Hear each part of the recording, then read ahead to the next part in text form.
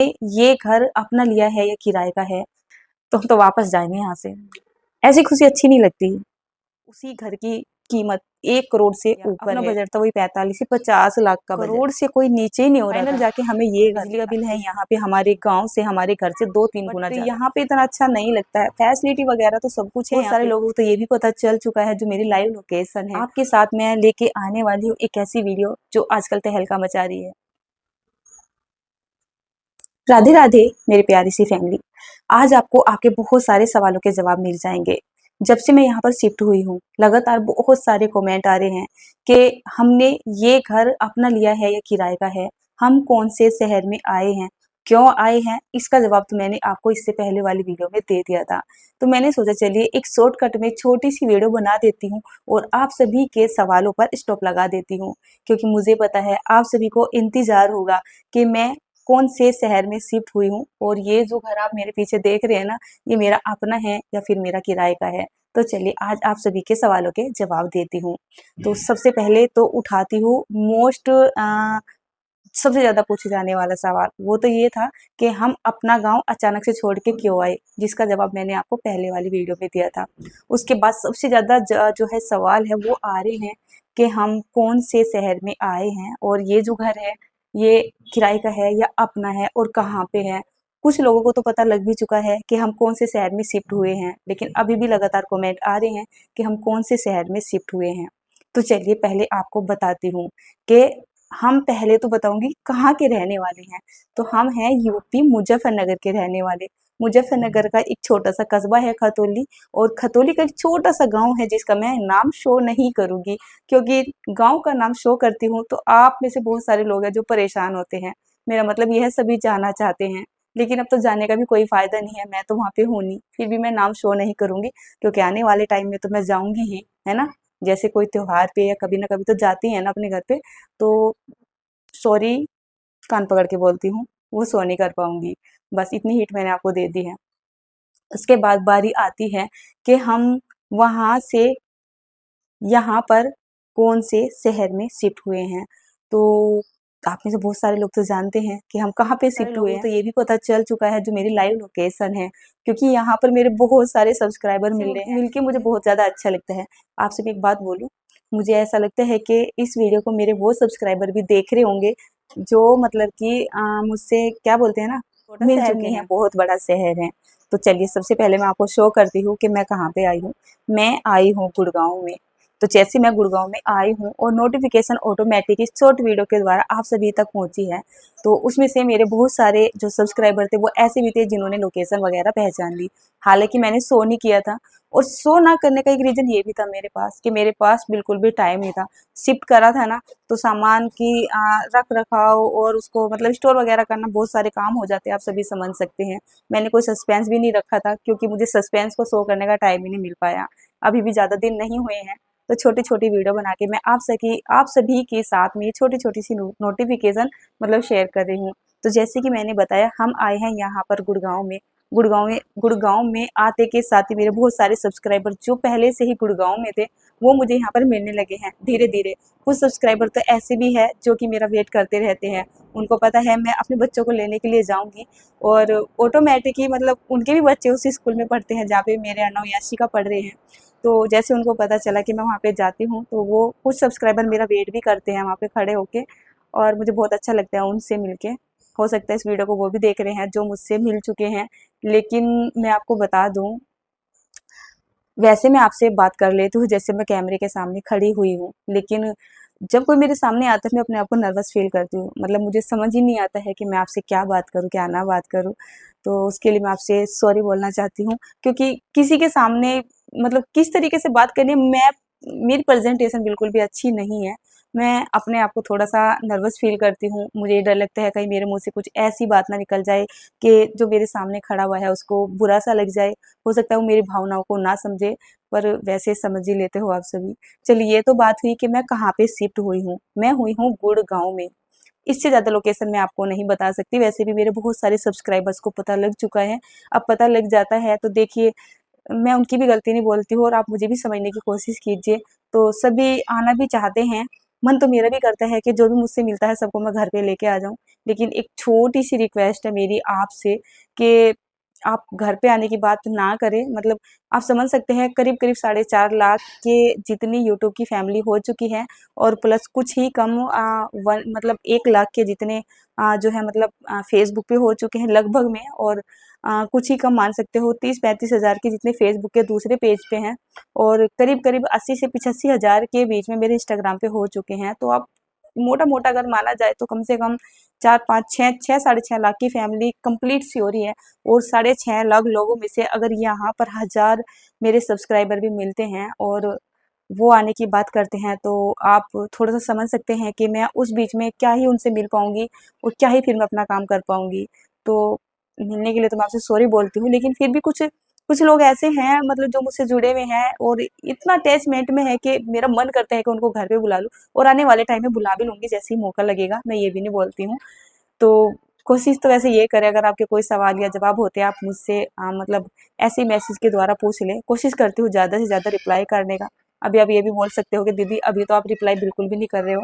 करती तो हूँ, रिप्लाई तो मैं बहुत ज़्यादा करती हूँ, लेकिन मतलब कमेंट वगैरह इतने ज़्यादा आ रहे हैं कि मुझे टाइम ही नहीं मिल पा रहा है। एक तो मतलब घर का काम, ऊपर से अपनी रूटीन को वापस से स्टार्ट करना, यूट्यूब कुकिंग वीडियो बनाना, शूट करना, एडिट करना, अपलोडिंग करना, वहाँ फिर अपने घर का काम भी है, और यहाँ पर आके थोड़ी-सी ज़िम्मेदारियाँ भी बढ़ गई है, परिवार से अलग जो रह रहे हैं।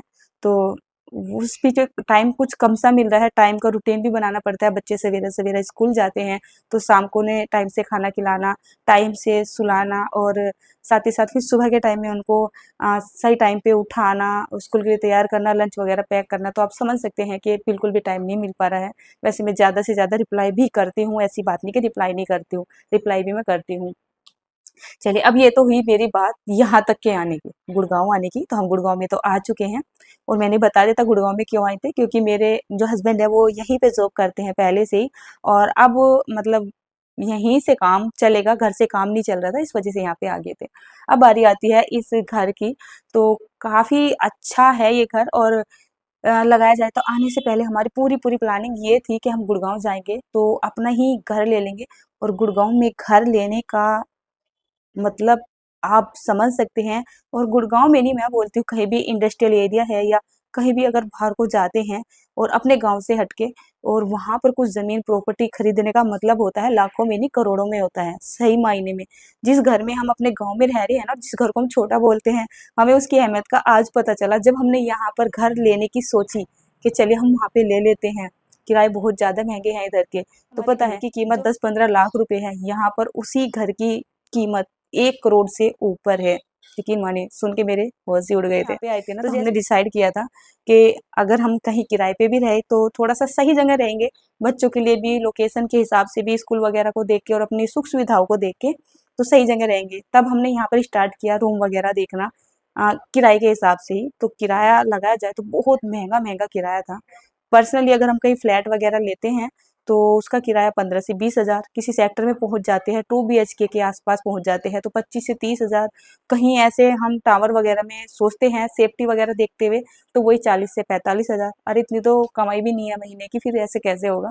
हमने तो ये सोचा था कि चलिए 10-15 हज़ार रुपये में कहीं अच्छी सी जगह पे मिल जाएगा, तो क्या करेंगे, कुछ मतलब पैसे वगैरह हम डाल लेंगे, कुछ किराए के नाम के तो होंगे ही, तो उससे क्या करेंगे, कोई फ्लैट वगैरह देख लेंगे और किस्तों वगैरह पे उठा लेंगे। बजट नहीं था कि हाँ ऐसे ले सके, और हमने सोच भी लिया था कि 45 से 50 लाख के बीच में अगर आता है ना तो हम ऐसे ले लेंगे, थोड़ी लंबी किस्त चल जाएगी, धीरे-धीरे करके वो अपना ही हो जाएगा किराया देने से। हमारा ये फैसला एकदम पक्का था कि हाँ, हम ले लेंगे। तब हमने सर्च किया कि अब चलिए घर देख लेते हैं सही सी लोकेशन में, सही क्या कोई बुरी लोकेशन में भी देखते थे ना, तो बस पता नहीं क्या-क्या दिमाग में आता था, क्या-क्या सुनने के लिए मिला हमें, बहुत कुछ। क्या सुनने के लिए मिला बताऊँ आपको? हमने घर देखना स्टार्ट किया, अपना बजट था वही 45 से 50 लाख का बजट। सोचे थे अच्छा मिल जाएगा, बहुत अच्छा 2 बीएचके 3 बीएचके मिल जाएगा। जब हमने सर्च किया आने से पहले तो करोड़ से कोई नीचे ही नहीं हो रहा था। 2 करोड़ मायने नहीं रखता यहाँ तो पैसे बिल्कुल भी। तब हमने सोचा ये तो बहुत बजट से ऊपर हो चुका है, ऐसे में तो बहुत भारी पड़ने वाला है। तो फिर हमने घर लेने वाला प्लान पोस्टपोन कर दिया। उसके बाद बारी आती है किराए पे रहने की ही। वापस से फिर हमने घूमा फिरी करनी शुरू की। एक तो यहाँ पे हमें रहने के लायक घर ही नहीं मिला, बहुत बहुत सर्च किया। पहले से 2-3 महीने पहले ही हमारे यहाँ पे रिलेशन में है, ताऊ जी के लड़के हैं, इनके मामा जी के लड़के हैं यहाँ पर। उनको हमने बोल रखा था कि कहीं पे हमें कोई फ्लैट वगैरह देख के दो, जब तक हम आएंगे कोई फ्लैट देख लो, आते हम शिफ्ट हो जाएंगे अच्छी जगह। कहीं सेक्टर में जाते थे, कहीं टावर वगैरह में जाते थे, तो वो ही किराया उससे बढ़ के एक तो मिल नहीं रही, पहली बात तो ये है, फिर सही लोकेशन का नहीं मिल रहा, और जो अपने बजट का मिल रहा था वही हमने लगा रखा था कि चलिए 13-14 से 16-17 हज़ार के बीच में हम ले लेंगे। तो वो इतना मतलब कंडीशन ही उसकी खराब थी, रहने के लायक कंडीशन ही थी, हमें पसंद ही नहीं बिल्कुल भी आ रहा था वो। अब करे तो हम क्या करें? फिर पायल की शादी के बाद मैं और मेरे हस्बैंड खुद ही यहाँ पे चले आए, बच्चों को घर पे छोड़ के। यहाँ पर ताऊ जी रहते हैं, ताऊ जी के लड़के रहते हैं, 2 भैया रहते हैं, भाभी रहती हैं।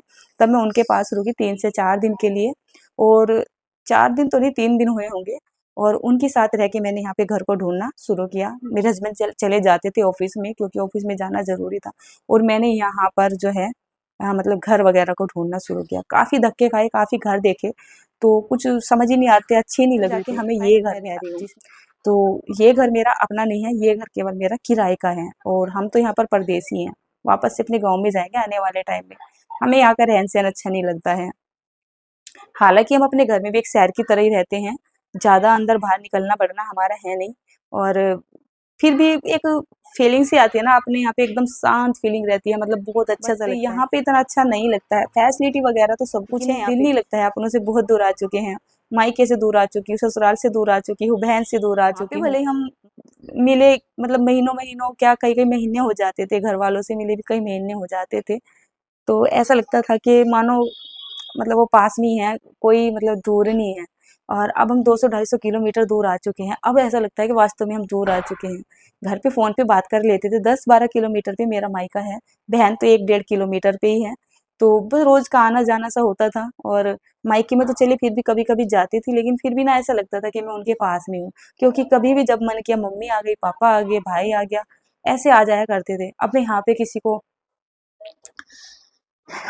बोलती भी हूँ ना कि मिलने के लिए आ जाओ, तो बोलते हैं दूर है। ऐसी खुशी अच्छी नहीं लगती।